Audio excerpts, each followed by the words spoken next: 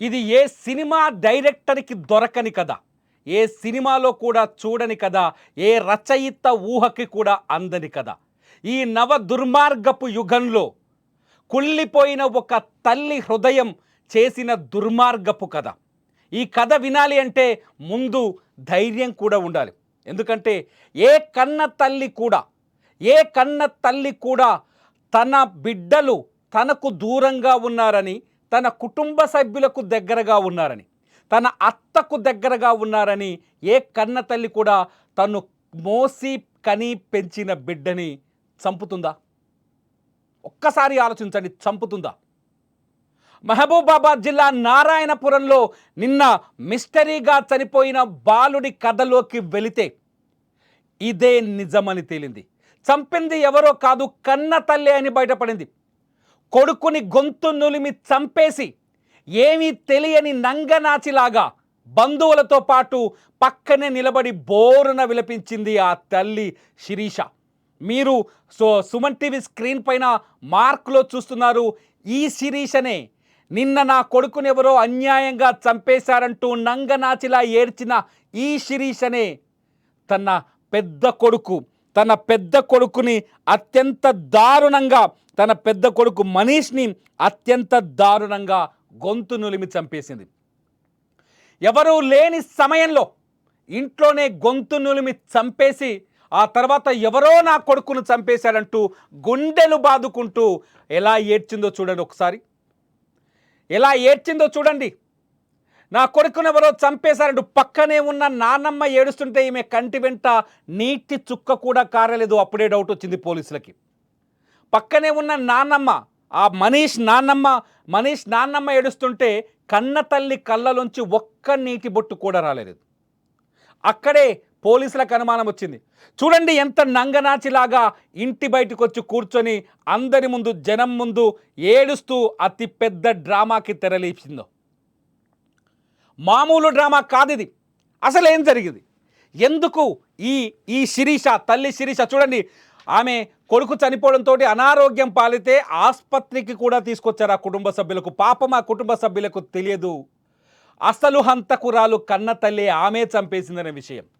ఆ భర్తకు తెలియదు మనీష్ గొంతు నులిమింది ఆమె కన్న తల్లి అని. పాపం మనీష్కి తెలియదు నన్ను నవమాసాలు మోసిన నా తల్లి నన్నెందుకు చంపుతుందని ఆలోచించాడు బాలుడు. 6 ఏళ్ల వయసున్న మనీష్కి తెలుసు హత్య చేసే వాళ్ళ నుంచి దూరంగా ఉండాలని. కానీ కన్న తల్లి హత్య చేస్తుందని ఆ బాలుడు ఊహించలేకపోయాడు. ఎవడు ఊహిస్తాడు ఈ లోకంలో? ఎవడు ఊహిస్తాడు చెప్పండి? కన్న తల్లే తన సొంత బిడ్డ గొంతు నులిమి చంపేస్తుందని మీలో ఎవరైనా ఊహించగలరా? మహబూబాబాద్ జిల్లా నారాయణపురంలో జరిగిన ఈ సంఘటన 2 రోజులుగా 2 తెలుగు రాష్ట్రాల్లో సంచలనంగా మారింది. పోనీ ఒక్క బిడ్డ కాదు, ఈ శిరీషకి అట్లాగే శిరీష భర్త ఉపేందర్కి మధ్య మంచి సాన్నిహిత్యమే ఉంది, ఇబ్బంది ఏమీ లేదు. శిరీషకి ఉపేందర్కి మొత్తం 3 కొడుకులు ఉన్నారు. ఈ 3 కొడుకులకి ఒకడు చిన్నోడి పేరు వచ్చి నిహాల్, పెద్దోడి పేరు వచ్చేసి మనీష్.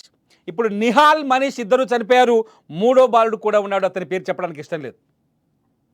మిడిల్లో ఉన్న 3వ బాలు కూడా 3వ వాడు కూడా ఉన్నాడు, వాడి పేరు చెప్పడానికి ఇష్టం లేదు ఇక్కడ. ఎందుకంటే నిహాల్ సంవత్సరం క్రితమే ఈ తల్లి చేతిలోనే, ఈ కసాయి తల్లి చేతిలోనే దారుణ హత్యకు గురయ్యాడు. ఇదిగో ఈ ఫోటోనే సాక్ష్యం. నిహాల్ హత్య వెనుక తన భార్య హస్తముందనే విషయం గడిచిన 1 ఏడాది కాలంగా భర్త ఉపేందర్కు కూడా తెలియదు. ఎలా చనిపోయాడో తెలుసా? 1 ఏడాది క్రితం నిహాల్ నీటి సంపులో పడి, ఇంట్లో ఉన్న నీటి సంపులో పడి ప్రాణాలు కోల్పోయాడు. అవును, 1 ఏడాది క్రితం ఒక్కసారి కాదు, నిహాల్ 2 సార్లు 3 సార్లు నీటి సంపులో వేసింది నిహాల్ని చంపడానికి. కానీ ఫ్యామిలీ మెంబర్స్ ఆ పరిసరాల్లో ఉండడంతో నిహాల్ని వాళ్ళు కాపాడారు, ప్రాణాలతో బయటపడ్డాడు. చివరికి 4వసారి వాడిని నీళ్ళలో తోసి ఆ పసిబిడ్డని ప్రాణాలు బలి తీసుకుంది ఈ పిశాచి తల్లి, ఈ రాకాసి తల్లి, ఈ పిశాచి తల్లి. తల్లి ఆ పిశాచి అంటే పిశాచి అని చెప్పాలి ఇక్కడ. నిహాల్ని ఆ ఇంటి నీటి సంపులో వేసి చంపేసి అమాయకురాల్లాగా ఇప్పుడు ఏడుస్తుంది. ఆ రోజు భర్త ఎవరైతే ఉపేందర్ ఉన్నారో ఉపేందర్కి తెలియదు హంతకురాలు నా భార్య అని తెలియదు. ఆ ఉపేందర్కి పాపం హంతకురాలు నా భార్య అని తెలియదు. చంపింది నా భార్య అని తెలియదు, ఆ రాకాసి తనతో పాటే జీవిస్తోంది ఆ ఇంట్లో అని తెలియదు, ఆ రాకాసి చేతిలో ఇంకో 2 అమాయకులైన తన బిడ్డల ప్రాణాలున్నాయని తెలియదు. మళ్ళీ సంవత్సరం తర్వాత సేమ్ సీన్ రిపీట్ అయింది. ఇవాళ మనీష్ గొంతు నిలిమి చంపేసింది. అసలు మనీష్ హత్యకు ముందుకు కూడా కొన్ని ప్రయత్నాలు జరిగాయి. ఒక 2 నెలల క్రితం ఇదే పోలీసులు ఒక కేసు నమోదు చేశారు. ఏం జరిగిందంటే గుర్తు తెలియని వ్యక్తులు ఈ మనీష్ గొంతు కోశారని ఒక కంప్లైంట్ వచ్చింది. ఒక 2 నెలల క్రితం గుర్తు తెలియని వ్యక్తులు ఎవరో మనీష్ని చంపడానికి ప్రయత్నించారు. అతని గొంతు పైన కత్తి ఘాట్లు కనిపించాయి. దీంతో పోలీసులు కేసు నమోదు చేసి ఇంకా దర్యాప్తు చేస్తున్నారు. పోలీసులకి ఇంతవరకు హంతకులు ఎవరో దొరకలేదు. ఎందుకంటే నిజంగా హంతకుడు బయట నుంచి వస్తే క్లూస్ ఖచ్చితంగా పట్టిస్తాయి. దొంగ ఇంట్లో ఉంటే ఏడ దొరుకుతుంది చెప్పండి. ఆ హంతకురాలు ఏకంగా తల్లే అయితే, ఆ హంతకురాలు ఏకంగా కన్న తల్లి అయితే ఎవరు గుర్తుపట్టగలరు చెప్పండి? పోలీసులు కూడా అనుమానించలేరు కదా కన్న తల్లే తన బిడ్డల్ని చంపేస్తుందని. ఆ కేసు అలా విచారణ కొనసాగుతుండగానే, కేసముద్రం పోలీసులు ఆ కేసు విచారణ కొనసాగిస్తుండగానే మళ్ళీ ఇప్పుడు మనీష్కి స్పాట్ పెట్టింది ఆ కన్న తల్లి శిరీష. కన్న తల్లి కదా, రాకాసి తల్లి శిరీష. నిన్న మనీష్ని 2 రోజుల క్రితం మనీష్ని అత్యంత దారుణంగా చంపేసి ఏమీ తెలియని నంగనాచిలా ఏడుస్తూ కూర్చుంది. చూడండి, ఈ విజువల్ చూడండి, మీకు అర్థమవుతుంది. ఏమీ తెలియని నంగనాచిలా ఏడుస్తూ కూర్చుంది. దీంతో ఆ అమాయకుడైన భర్త, ఒకసారి ఆ భర్త మాటలు వినండి. ఆ అమాయకుడైన భర్తకు తెలియదు చంపింది తన భార్య అని. ఒక్కసారి ఆ భర్త మాటలు వినండి. ఆ తర్వాత పోలీసుల దగ్గర ఈ మున్న వీడియో చూపిస్తాను నేను. ఒకసారి ఆ భర్త మాటలు వినండి. ఉపేందర్ ఎంత అమాయకంగా భార్యను నమ్మాడు ఒకసారి వినండి. గతంలో నీకు ఎంతమంది కొడుకులు? నీకు ముగ్గురు. చిన్న కొడుకు ఎలా చనిపోయాడు? వాటర్ లో పడ్డాడు, హౌస్ లో. ఎన్నిసార్లు పడ్డాడు వాటర్ లో? 2 టైమ్స్. మళ్ళీ ఎక్కడ చనిపోయాడు బాబు? హౌస్ లో పడే చనిపోయింది. మళ్ళీ అప్పుడు నీకు అనుమానం రాలేదా? అనుమానం వచ్చింది కానీ అది న్యాచురల్ జరిగింది కావచ్చు, నడిచే బాబు కదా అని. 3 సార్లు ఒకటి వారం రోజుల 3 సార్లు అదే గుంట పడ్డాడు, 4వసారి చనిపోయిండు. అప్పుడు నీకు అనుమానం రాలేదు? ఈసారి కూడా పెద్ద కొడుకు కూడా ఒకసారి హత్య అయితే జరిగింది, కత్తి పెట్టి మెడ కోసిల్లు. ఇప్పుడు హత్య చేసిన ఊరి పెట్టి, అయినా నీకు ఎవరి మీద అనుమానం రావట్లేదు. మరి నీకు ఇంకా కొడుకున్నాడు, ఇంకోటి నిహాలుడు. ఇప్పుడు వాని పరిస్థితి ఏంది? అదే అక్కడ రాకుండా ఇప్పుడు అప్పుడైనా పోయింది, అయిపోయింది. ఇప్పుడైనా కొంచెం గట్టిగా తీసుకుని పోలీసు వారిని కోరుతున్నాను. ఎస్, ఉపేందర్ చెప్పినట్టుగానే ఇష్యూని పోలీసులు చాలా సీరియస్గా తీసుకున్నారు. ఉపేందర్ కోరుకున్నట్టుగానే పోలీసులు ఈ ఇష్యూ పైన చాలా కీన్ అబ్జర్వేషన్ చేశారు. ఈ హంతకులు ఎవరో కనిపెట్టే ప్రయత్నం చేశారు. ఎందుకంటే ఒక మామూలు గ్రామంలో 1 ఏడాది సమయంలో 2 అమాయకులైన బాలులు చనిపోతే, చిన్నారులు చనిపోతే ఎవ్వరూ భరించలేరు. ఒకవేళ హంతకుడు పక్క గ్రామం వాడో పక్క ప్రాంతం నుంచి వచ్చిన వాడు అయి ఉంటే ఆ గ్రామంలో ఉన్న ప్రతి చిన్నారికి ఇది అనుమానాస్పదంగా భయంకరంగానే ఉంటుంది. ఆ ప్రతి చిన్నారికి ప్రమాదకరంగానే ఉంటుంది. కానీ ఈ ఇంట్లోనే 2 హత్యలు జరగడం వెనుక అసలు కారణం ఏంటని పోలీసులు ఆరా తీస్తే అనుమానాలన్నీ కన్న తల్లి శిరీష వైపే చూపించాయి. ఎందుకంటే 2 నెలల క్రితం కత్తితో కోసిన సంఘటనని విచారిస్తూనే ఆ దర్యాప్తుకి లింక్ చేసి తాజాగా అతని గొంతు పిసికి ఉరివేసి అని చెప్తున్నారు. మెడకు ఉరితాడు బిగించి గొంతు పిసికి చంపేయడం కూడా తల్లికి తప్ప ఇంకెవరికి సాధ్యం కాదని పోలీసులు అనుమానించి క్లూస్ టీమ్ని రంగంలోకి దించితే అమ్మగారి కథ బయటకు వచ్చింది. ఒక్కసారి పోలీస్ స్టేషన్లో ఉన్న ఆమె విజువల్ని చూడండి, మా టీం చూపిస్తుంది. ఒక్కసారి పోలీసుల ముందున్న విజువల్ చూడండి. ఒక్కసారి చూడండి, శిరీష మొహానికి నల్లటి మాస్క్ వేశారు పోలీసులు. దొంగ అసలు హంతకురాలు ఏమి అని తేల్చి బయట పెట్టారు. కన్న కొడుకు మనీష్ని ఇక్కడ అమాయకురాల్లా ఏడుస్తున్న ఒక సీన్ చూడండి, అటు హంతకురాలే ఈ పోలీసులకు దొరికిన ఈ విజువల్ చూడండి. ఈ 2 విజువల్ చూస్తే ఈ దంగనాచి తల్లి, ఈ పిశాచి తల్లి ఆ పిల్లల్ని ఎంత దారుణంగా చంపేసిందో మనకు అర్థమవుతుంది. ఈ పిశాచి తల్లి వాడి పేరు చెప్పొద్దనుకున్నాను, వాళ్ళ ఫాదర్ చెప్పాడు, 3వ వాడిని కూడా హత్య చేసి ఆ తర్వాత చంపేయాలని హత్య చేసి తను చనిపోవాలనుకుంటుందంట.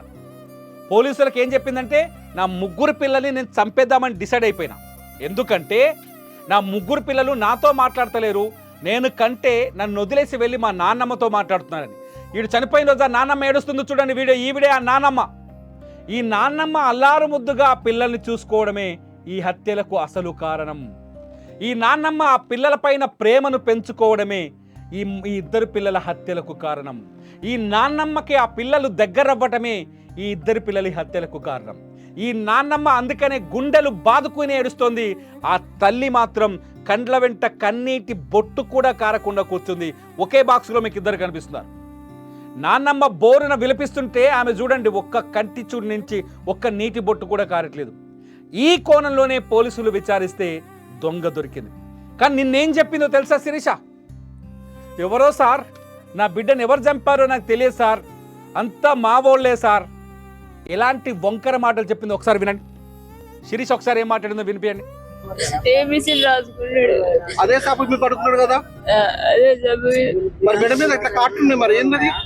ఏమన్నారు ఏం అర్థం కావట్లేదు, అర్థం కావట్లేదు. అనుమానం ఉంది ఎవరి మీద?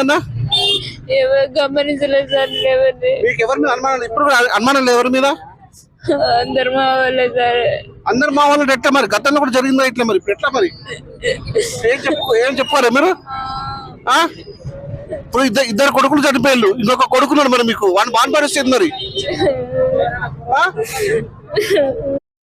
ఆ క్షణంలో ఆమె మనసులో ఉన్న మాట ఏందో తెలుసా? సుమన్ టీవీ రిపోర్టర్ నీ మూడో కొడుకు పరిస్థితి ఏంటని అడిగినప్పుడు ఆమె మనసులో ఉన్న మాట ఏంటో ఆలోచన ఏంటో తెలుసా?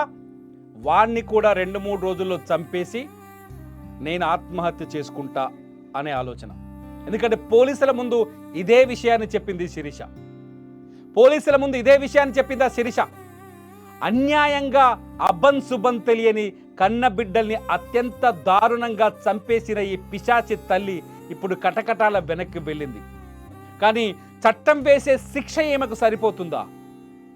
ఏం పాపం చేశారు? ఆమె కడుపున పుట్టడమేనా ఇద్దరు పిల్లలు చేసిన పాపం? ఏం పాపం చేశారు? ఎవరైనా పిల్లలు లేని వాళ్ళకిచ్చిన బిడ్డలు చాలా గొప్పగా బతికేవాళ్ళు. ఏం పాపం చేశారు? నాన్నమ్మని ప్రేమించడమే తప్ప. ఏం పాపం చేశారు? బంధువులతో కలివిడిగా ఉండటమే తప్ప. ఏం పాపం చేశారు?